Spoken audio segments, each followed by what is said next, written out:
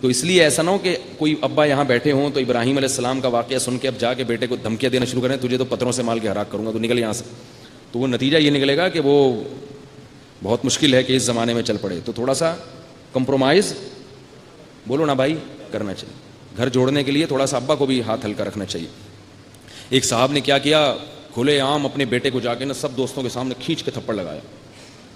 وہ بیٹا اکڑ گیا، وہ میں یوں کر دوں گا، میں یوں کر دوں گا، ابا نے میری بےزتی کی ہے. تو ہم نے بیٹے کو سمجھایا بھائی آپ غلط کر رہے ہو، ابا نے اگر مار دیا کوئی بات نہیں یار برداشت کر لو.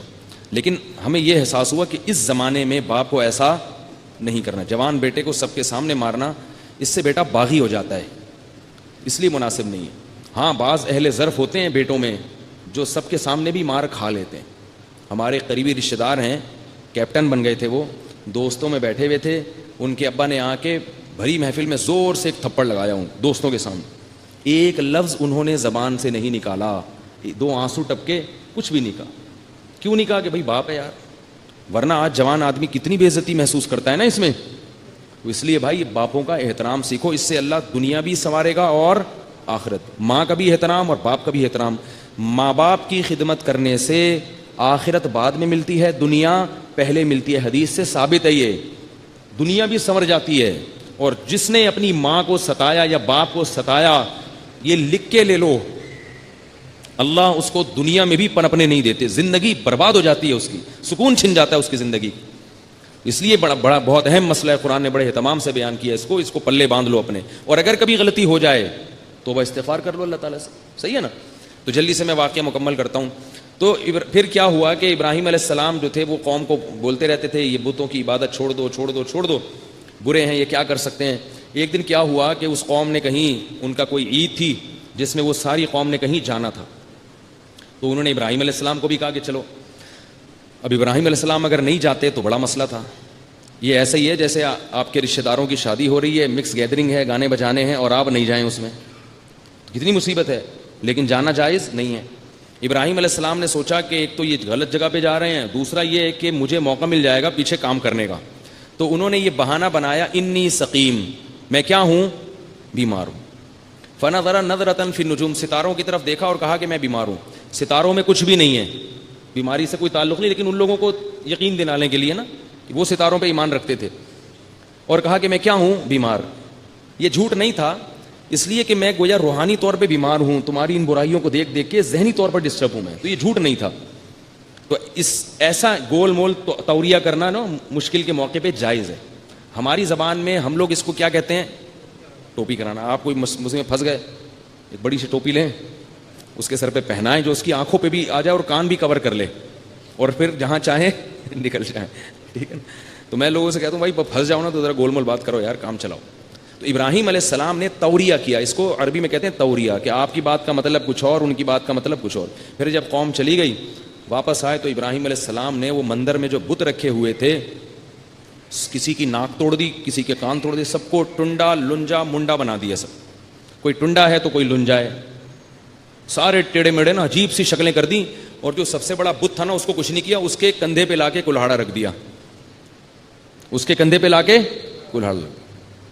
اب جب وہ آئے ہیں واپس عبادت کرنے کے لیے، اپنے خداؤں کا حال دیکھا، بھائی یہ کیا یار، وہ لنگڑا ہو گیا، اس کے بازو نہیں ہے، اس کے کان کٹا، وہ نک کٹا، عجیب سی شکلیں ان کی. ایسے خدا کی تو عبادت کرنے کا دل ہی نہیں چاہے گا جس میں خوبصورتی نہ ہو.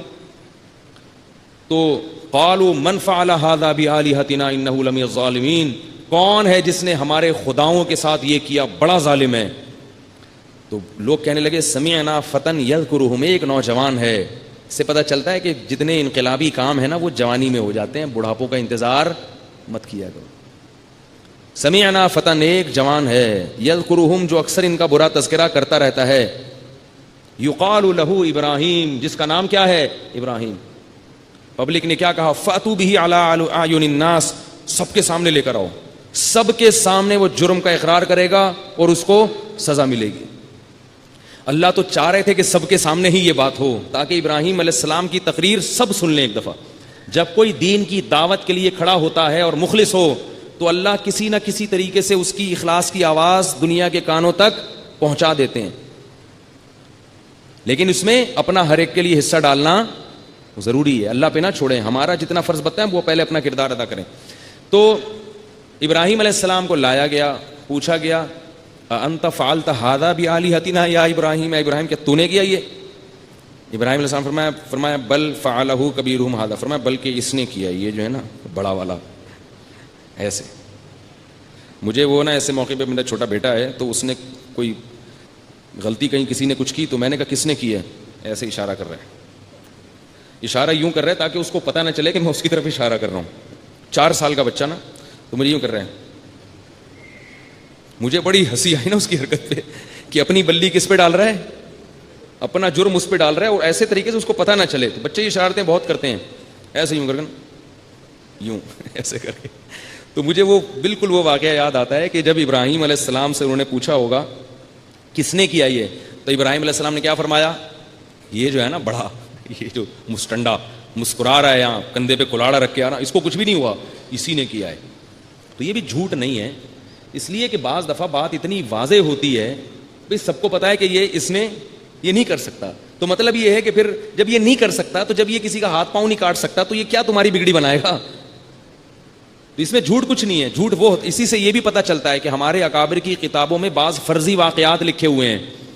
تو بعض لوگ اعتراض کرتے ہیں یہ جھوٹے قصے ہیں اور یہ جائز نہیں ہے.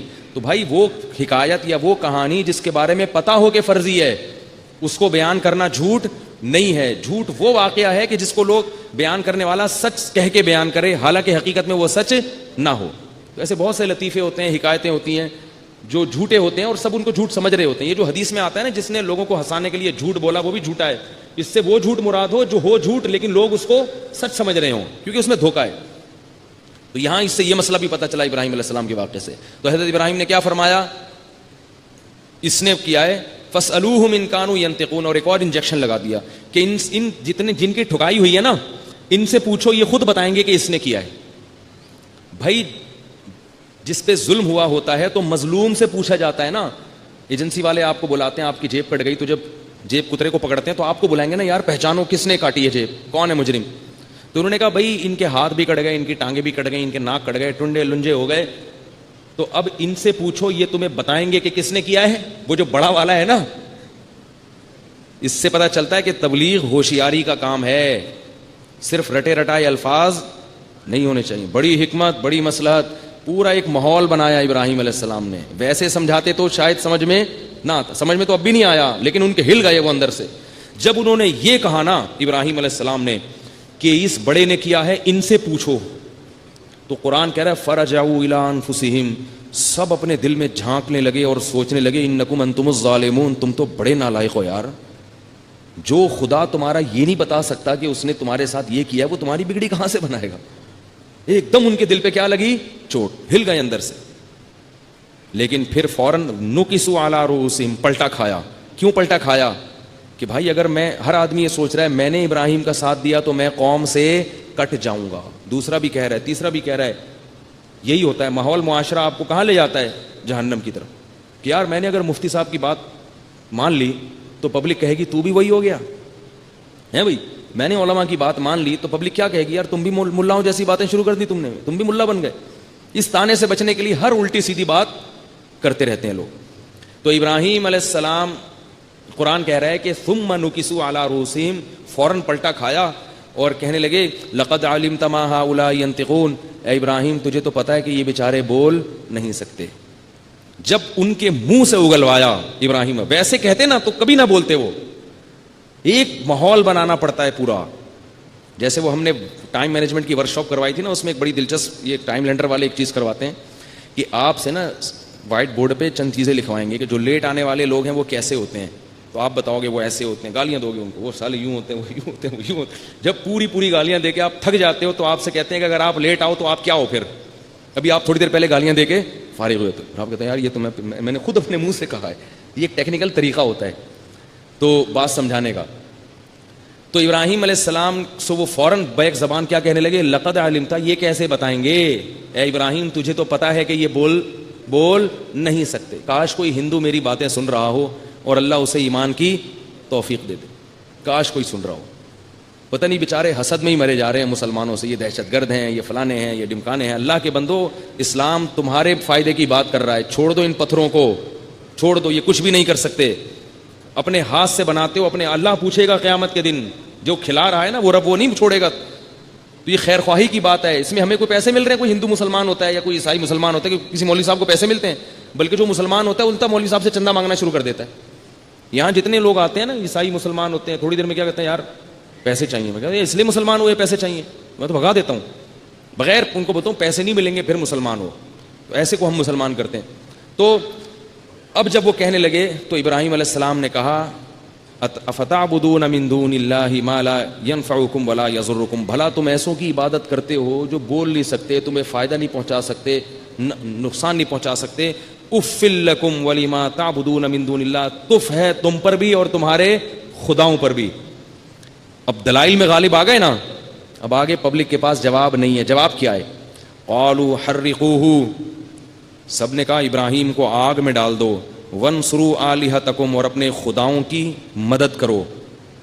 حالانکہ خدا مخلوق کی مدد کے لیے ہوتا ہے، مخلوق خدا کی مدد کے لیے کیسے کنفیوز ہو گئے نا۔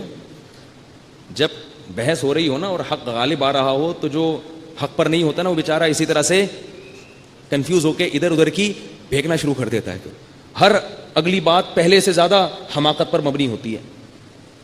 تو وہ کہنے لگے حرقوہ، اس کو جلاؤ، وانصروا آلہتکم، اور اپنے خداؤں کی مدد کرو، ان کنتم فاعلین، اگر کچھ کرنا ہے، ورنہ ہمارے معبودوں کے ساتھ، ہمارے رب کے ساتھ ایسا ہوتا رہے گا، ان کی عزتیں محفوظ نہیں ہوں گی۔ آج تو ان کے ہاتھ ٹوٹے ہیں، کل ان کی عزت پہ بھی ڈاکہ پڑ سکتا ہے، کل کوئی ان کی پینٹ بھی اتار سکتا ہے، ان بتوں کی کچھ بھی ہو سکتا ہے ان کے ساتھ، بچاؤ ان کو بچاؤ۔ اور پھر جمع کر کے نا پوری قوم نے تماشا دیکھا اور ابراہیم علیہ السلام کو آگ میں ڈال دیا گیا۔ اللہ فرماتے ہیں قلنا یا نار کونی بردن وسلاما علی ابراہیم، اے آگ ابراہیم پر ٹھنڈی ہو جا اور سلامتی والی ہو جا، اتنی ٹھنڈی نہ ہو کہ ٹھنڈک سے اس کو جو ہے وہ پریشان کر دے، سلامتی والی ہو جا۔ اتنا بڑا معجزہ اللہ نے اس قوم کو دکھایا کہ جلتے رہے آگ کے اندر مگر آگ نے ان کا بال بھی بیکا نہیں کیا۔ قوم جب اس سے عاجز آ گئی تو ان کا پیچھا قوم نے چھوڑ دیا، لیکن اسلام قبول نہیں کیا۔ کیسے سخت ماحول خراب کرتا ہے، بار بار میں بتا رہا ہوں ماحول۔ تو ابراہیم علیہ السلام نے صرف ان کے بھانجے لوط علیہ السلام ایمان لائے تھے ابراہیم علیہ السلام پر۔ اس کے بعد ابراہیم علیہ السلام نے فیصلہ کیا کہ میں اس قوم کو اور اس علاقے کو چھوڑ دیتا ہوں۔